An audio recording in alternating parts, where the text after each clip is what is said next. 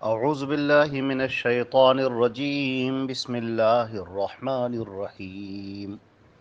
وَإِذْ قُلْنَا لِلْمَلَائِكَةِ اسْجُدُوا لِآدَمَ فَسَجَدُوا إِلَّا إِبْلِيسَ كَانَ مِنَ الْجِنِّ فَفَسَقَ عَنْ أَمْرِ رَبِّهِ أَفَتَتَّخِذُونَهُ وَذُرِّيَّتَهُ أَوْلِيَاءَ مِن دُونِي وَهُمْ لَكُمْ عَدُوٌّ بِئْسَ لِلظَّالِمِينَ بَدَلًا۔ یہ سورۃ الکہف کی آیت نمبر 50 ہے، اور ترجمہ اس آیت کا یہ ہے: اور جب ہم نے فرشتوں سے کہا آدم کو سجدہ کرو تو انہوں نے سجدہ کیا، مگر ابلیس وہ جنوں میں سے تھا، سو اس نے اپنے رب کی نافرمانی کی، رب کے حکم کی نافرمانی کی۔ تو کیا تم اسے اور اس کی اولاد کو مجھے چھوڑ کر دوست بناتے ہو، حالانکہ وہ تمہارے دشمن ہیں۔ وہ شیطان ظالموں کے لیے بہت برا بدل ہے۔ یہ اس سے پہلے کے جو آیات تھیں جس کے اندر کفار اور مشرکین کو بتایا گیا تھا کہ انہوں نے تکبر کی اور گھمنڈ کی راہ اختیار کر رکھی ہے، اور گھمنڈ اور تکبر میں آ کر وہ اللہ کے رسول کی باتوں کو سن نہیں رہے ہیں اور مسلمانوں پر ظلم اور ستم کے پہاڑ توڑ رہے ہیں، اور نبی کریم صلی اللہ علیہ وسلم کی باتوں پر کان نہیں دھر رہے ہیں۔ اس کی وجہ صرف یہ ہے کہ ان کے دلوں کے اندر تکبر اور گھمنڈ پایا جاتا ہے۔ یہاں سے اللہ رب العزت نے اس واقعے کو بیان کیا ہے کہ جس بنیاد پر شیطان مردود کو وہاں سے نکالا گیا، وہ اس کے دل کے اندر جو تھا وہ گھمنڈ بھرا ہوا تھا، غرور و تکبر بھرا ہوا تھا۔ تو غرور اور تکبر جب کسی کے اندر آ جاتا ہے تو پھر اسے کہیں کا نہیں چھوڑتا، وہ اسے رسوا اور ذلیل کر دیتا ہے۔ اللہ رب العزت کو یہ گھمنڈ، یہ غرور، یہ بالکل پسند نہیں۔ اور اس کے علاوہ یہ بھی بیان کرنا مقصد تھا کہ جس طرح سے بات بیان کی گئی کہ قیامت کا منظر بیان کیا گیا کہ قیامت کا دن ہوگا، میزان کا ہوگا، اور کس طریقے سے نامہ اعمال تولے جائیں گے، تو یہ بھی بات یہاں پر بیان کر دی گئی کہ دیکھیے، یہ جو پوری دنیا پیدا کی گئی ہے، یہ جو زمین بنائی گئی ہے اور اس میں انسانوں کو، جناتوں کو رکھا گیا ہے، یہ اس لیے ہے تاکہ اس زندگی کے اندر تم اعمال کرو۔ یہ زندگی تمہاری امتحان گاہ ہے۔ جیسے ایک آدمی، کوئی بچہ، اسٹوڈنٹ کوئی امتحان گاہ میں بیٹھتا ہے اور پھر 3 گھنٹے کے لیے یا 2.5 گھنٹے کے لیے وہ امتحان دیتا ہے، اور اس دوران اس کے اوپر نگاہ رکھی جاتی ہے، اس کے اوپر نظر رکھی جاتی ہے، اور وہ نقل نہیں کرتا،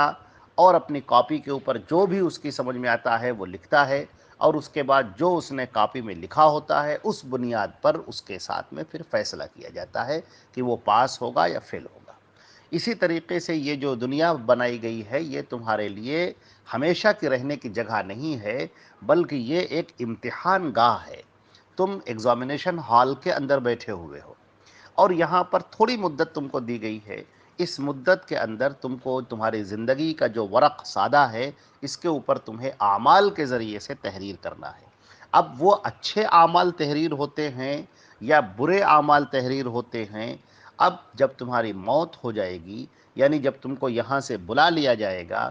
تب پھر پتہ چلے گا تمہیں کہ وہ تم پاس ہوتے ہو کہ تم فیل ہوتے ہو۔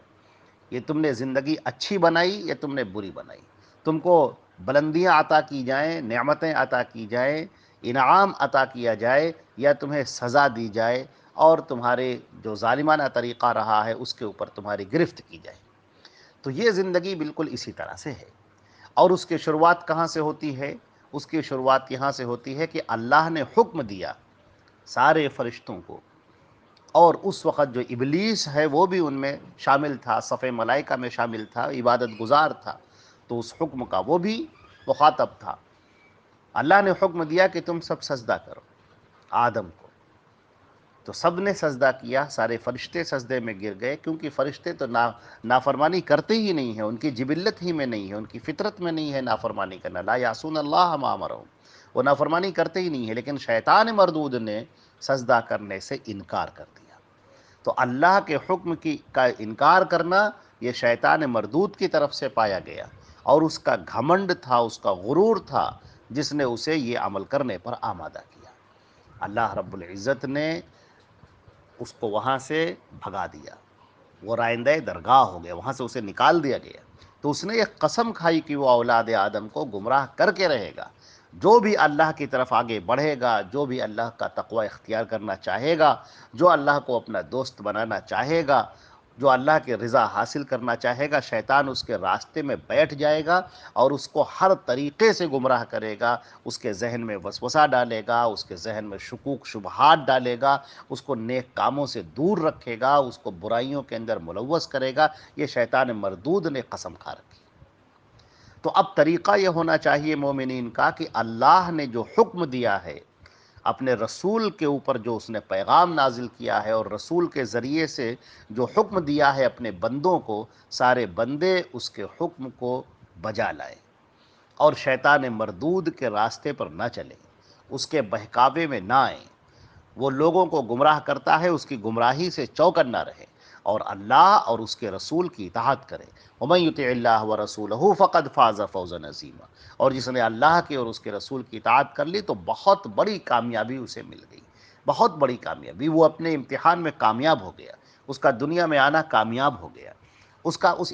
دنیا کے اندر امتحان گاہ میں بیٹھنا اس کا کامیاب ہو گیا، اس کے نامہ اعمال نیکیوں سے بھر گئے، جس نے اللہ کے اور اس کے رسول کی اطاعت کر لی۔ تو یہاں پر فرمایا گیا وَإِذْ قُلْنَا لِلْمَلَائِكَةِ اسْجُدُوا لِآدَمَ، اور یاد کرو وہ وقت جب ہم نے کہا فرشتوں سے کہ تم آدم کو سجدہ کرو، تو سب نے سجدہ کیا، فسجدوا، سب نے سجدہ کیا، الا ابلیس، سوائے ابلیس کے، کان من الجن، وہ جناتوں میں سے تھا۔ یہاں پر اس بات کی وضاحت کر دی گئی ہے، بہت سارے لوگ یہ سمجھتے ہیں کہ وہ بھی فرشتوں میں سے تھا، تو یہ بات اچھی طرح سے سمجھ لیں کہ وہ فرشتوں میں سے نہیں تھا، کیونکہ فرشتے اللہ کی نافرمانی کر ہی نہیں سکتے، وہ اللہ کی نافرمانی ان کی فطرت میں ہے ہی نہیں۔ یہ جناتوں میں سے تھا جن کو اختیار دیا گیا ہے، جیسے انسانوں کو اختیار ہے نیک کام کرنے کا یا برا کام کرنے کا، اسی طرح جناتوں کو بھی اختیار ہے نیک کام کرنے کا یا برا کام کرنے کا۔ تو وہ اللہ کے حکم سے نکل کھڑا ہوا، اللہ کے حکم کو اس سے سرتابی کی اور وہاں سے نافرمانی کی اور وہاں سے چلا آیا۔ تو اللہ تبارک و تعالیٰ فرماتے ہیں کہ دیکھو، کیا تم شیطان مردود کو اور جو اس کی ذریت ہے، یعنی جو بھی شیاطین ہیں، کیا تم ان کو اپنا دوست بنا رہے ہو، حالانکہ وہ تمہارے دشمن ہیں۔ شیطان تمہارے ذہن میں جو وسوسے ڈالتا ہے، شیطان جو تم کو اللہ سے دور کرنے کی کوششیں کرتا ہے، تم اس کی کوششوں میں مت آؤ اور تم اس کے فریب میں، اس کی چال میں مت آؤ، بلکہ اس سے دور رہو۔ اور وہ انتہائی ظالم ہے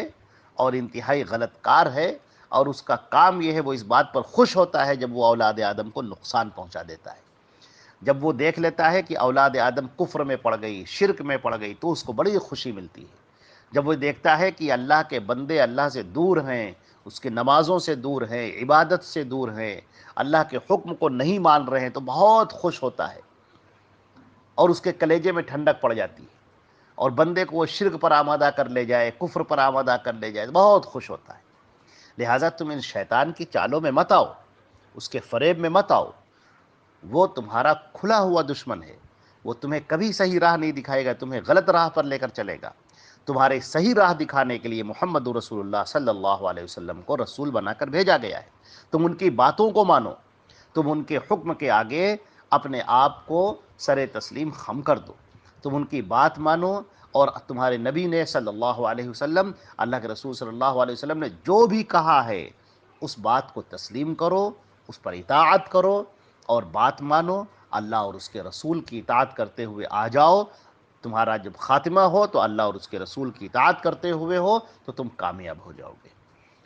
اللہ کے رسول صلی اللہ علیہ وسلم تمہیں ہدایت کے راستے پر لے کر چلتے ہیں، یہی راستہ نجات کا راستہ ہے، یہی راستہ جنت کا راستہ ہے، یہی راستہ وہ ہے جس پر چل کر بندوں کو انعام حاصل ہوتا ہے۔ اللہ تبارک و تعالیٰ نے قرآن پاک میں فرمایا ہے کہ جس نے اللہ کی اطاعت کی اور اس کے رسول کی اطاعت کی، وہ ہوگا ان لوگوں کے ساتھ میں جن پر اللہ نے انعام کیا ہے، نبیوں کے ساتھ، صدیقین کے ساتھ، شہداء کے ساتھ، صالحین کے ساتھ، اور بہت عمدہ ان کا ساتھ ہے۔ لہٰذا اللہ اور اس کے رسول کی اطاعت کرو، اللہ نے جو حکم دیا ہے، اس کے رسول نے جو حکم دیا ہے، اس کی بات مانو۔ رسول کا حکم اللہ ہی کا حکم ہے، کیونکہ رسول اللہ کی بات کو پہنچاتے ہیں، وہ اپنی طرف سے کچھ نہیں کہتے۔ وما ينطق عن الهوى ان هو الا وحی یوحى، وہ اپنی طرف سے کچھ نہیں کہتے، وہ اللہ کا جو وحی کردہ ہوتا ہے، اللہ نے جو ان پر اتارا ہوتا ہے، وہ اس کو پہنچاتے ہیں۔ تو اللہ کے رسول اللہ کے بھیجے ہوئے پیغمبر ہیں، وہ باتوں کو پہنچاتے ہیں تم تک، وہ ساری باتیں اللہ کی ہوتی ہیں۔ لہذا ان باتوں کو تسلیم کرو، اور تمہاری سمجھ میں آئے یا نہ آئے، تمہارا دل کتنا ہی اس سے دور بھاگے، لیکن اپنے دل کو، اپنی طبیعت کو قابو میں لاؤ، کنٹرول میں لاؤ، اور نیکیوں کی طرف اس کو مائل کرو۔ طبیعت کو قابو میں لانا پڑے ہے، کہاں ہے لگے ہے، کہاں دل لگانا پڑے ہے۔ تو زبردستی اپنے دل کو لاؤ اللہ کی اطاعت کی طرف، اس کے رسول کی اطاعت کی طرف۔ تمہارا ذہن کتنا ہی تم کو سمجھائے، شیطان اس کے اندر وسوسہ ڈالے، دلوں کے اندر وسوسہ ڈالے، اطاعت سے منہ موڑے اور کہے نہیں نہیں اس کو چھوڑ دو، شکوک اور شبہات پیدا کرے، مگر تم سب پر اعوذ باللہ من الشیطان الرجیم پڑھو، اور سب چھوڑ چھاڑ کے فوراً اللہ کی اطاعت کی طرف آ جاؤ، اللہ کی پناہ میں آ جاؤ۔ اللہ اور اس کے رسول کی باتوں کو سنو اور اس پر عمل کرو، بس یہی تمہاری نجات کا راستہ ہے، یہی تمہاری کامیابی کا راستہ ہے۔ اللہ نے تمہارے سامنے راستے کھول کر رکھ دیے ہیں، کامیابی کے راستے، سچائی کے راستے کھول کر رکھ دیے ہیں۔ اب اگر کوئی اس راستے پر نہیں چلتا ہے تو پھر وہ اس کی اپنی غلطی ہے۔ اب اگر وہ شیطان کے راستے کو اختیار کرتا ہے تو جیسے شیطان کو جہنم میں پھینکا جائے گا، ویسے پھر ان نافرمانی کرنے والوں کو بھی جہنم میں پھینکا جائے گا۔ لہٰذا کفر سے، شرک سے توبہ کرو، اس سے باز آؤ، اور اللہ اور اس کے رسول کی اطاعت کرو، کہ یہی کامیابی کا راستہ ہے۔ والسلام علیکم ورحمۃ اللہ۔